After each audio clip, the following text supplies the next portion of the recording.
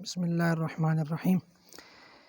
کل ہم نے حضرت سلمان فارسی کا واقعہ سنا تھا کہ وہ کس طرح حضور کی بارگاہ میں حاضر ہوئے اور انہوں نے وہ 3 نشانیاں پھر حضور کی ذات میں دیکھیں اور پھر انہوں نے کلمہ پڑھا۔ آج جو حدیث پاک کا اگلا حصہ ہے، اس میں یہ اس چیز کو بیان کریں گے کہ جب حضرت سلمان فارسی ایک یہودی کے پاس تھے تو پھر اس یہودی نے کس شرط پر آپ کو آزاد کیا اور حضور نے کس طرح آپ کو خریدا۔ تو امام ترمذی فرماتے ہیں کہ وکانہ للیہودی کہ حضرت سلمان فارسی رضی اللہ تعالیٰ عنہ یہودیوں کے پاس تھے، یعنی آپ ایک یہودی کی ملکیت میں تھے۔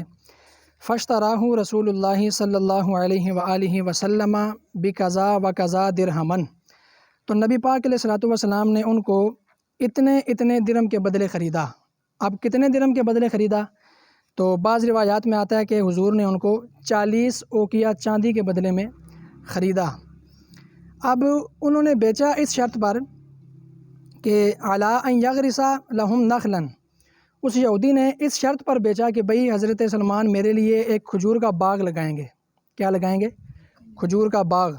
فیعمل سلمان فیہ، اور حضرت سلمان خود اس باغ کے اندر کام کریں گے، حتی تطعم، یہاں تک کہ وہ باغ پھلدار ہو جائیں۔ یعنی کہ اس یہودی نے یہ شرط لگائی کہ بھئی میں اس شرط پر ان کو بیچتا ہوں کہ یہ، وہ بعض روایات میں آتا ہے کہ اس نے 300 کھجور کے درختوں کی شرط لگائی کہ بھئی یہ میرے لیے 300 کھجور کے درخت لگائیں، تو جب ان درختوں کے اوپر پھل آ جائے گا تو میں ان کو آزاد کر دوں گا۔ اب اس شرط پر حضور نے ان کو خرید لیا۔ نبی پاک علیہ الصلوۃ والسلام نے صحابہ کرام کو حکم دیا کہ بھئی آپ ان کی مدد کریں، تو ہر صحابی نے اپنے اپنے انداز میں پھر ان کی مدد کی۔ اب وہ جو درخت تھے 300 درخت، وہ سارے حضور نے خود اپنے مبارک ہاتھوں سے لگائے۔ ایک درخت ایسا تھا کہ جو حضرت عمر فاروق نے لگایا تھا، باقی سارے حضور نے خود لگائے تھے۔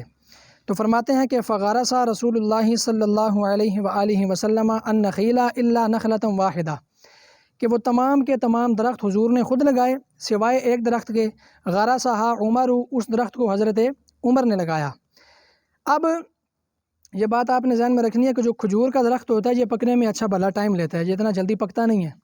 تو ابھی تو حضور نے پودا لگایا تھا، ابھی اس نے بڑا ہونا تھا، پھر اس کے اوپر پھل آنے تھے، پھر ان پھلوں نے پکنا تھا، تو یہ بہت لمبا عرصہ لیتا ہے کھجور کا درخت تیار ہونے میں۔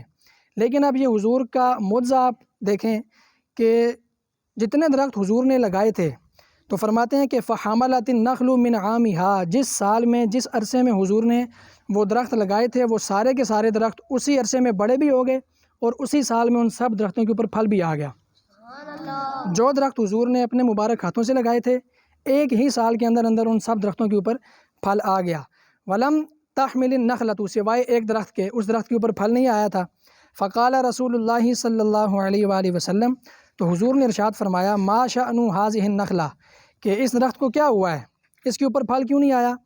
فقال عمر یا رسول اللہ انا غرستها، تو حضرت عمر نے عرض کی کہ یا رسول اللہ اس کو میں نے لگایا تھا، اور باقی چونکہ آپ نے لگائے تھے تو وہ جلدی پک گئے ہیں، تو یہ چونکہ میں نے لگایا تھا اس لیے یہ پکا نہیں ہے۔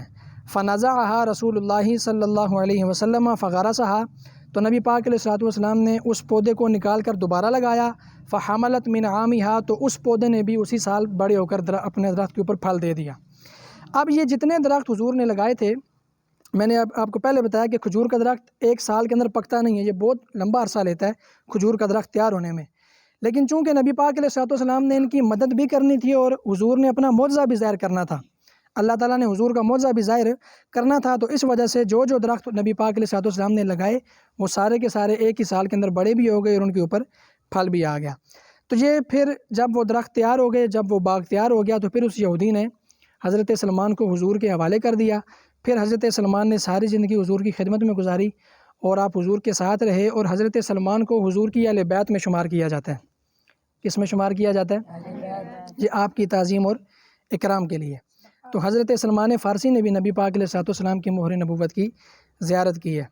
اس سے جو اگلی حدیث پاک ہے انتہائی مختصر، حضرت ابو نضرہ عواقی رضی اللہ تعالیٰ عنہ آپ فرماتے ہیں کہ سألت ابا سعید الخدری عن خاتم رسول اللہ صلی اللہ علیہ وسلم یعنی خاتم النبوۃ، آپ فرماتے ہیں کہ میں نے حضرت ابو سعید خدری سے نبی پاک علیہ الصلوۃ والسلام کی مہر نبوت کے بارے میں سوال کیا کہ وہ کیسی تھی۔ فقال، تو انہوں نے فرمایا کان فی ظہرہ بدعۃ ناشزۃ، کہ نبی پاک علیہ الصلوۃ والسلام کی مبارک پیٹھ پر گوشت کا ایک ابھرا ہوا ٹکڑا تھا، گوشت کا ایک ابھرا ہوا ٹکڑا تھا، یعنی وہ جو مہر نبوت تھی وہ الگ سے کوئی چیز نہیں تھی، وہ حضور کے مبارک جسم کا ایک ٹکڑا تھا، ایک حصہ تھا کہ جو تھوڑا سا ابھرا ہوا تھا، اور اسی کے اوپر مہر نبوت ثابت تھی۔ اس سے آگے ایک حدیث پاک رہ گیا، پھر ہمارا یہ چیپٹر بھی مکمل ہو جائے گا۔ وہ حدیث پاک انشاءاللہ ہم کل سنیں گے۔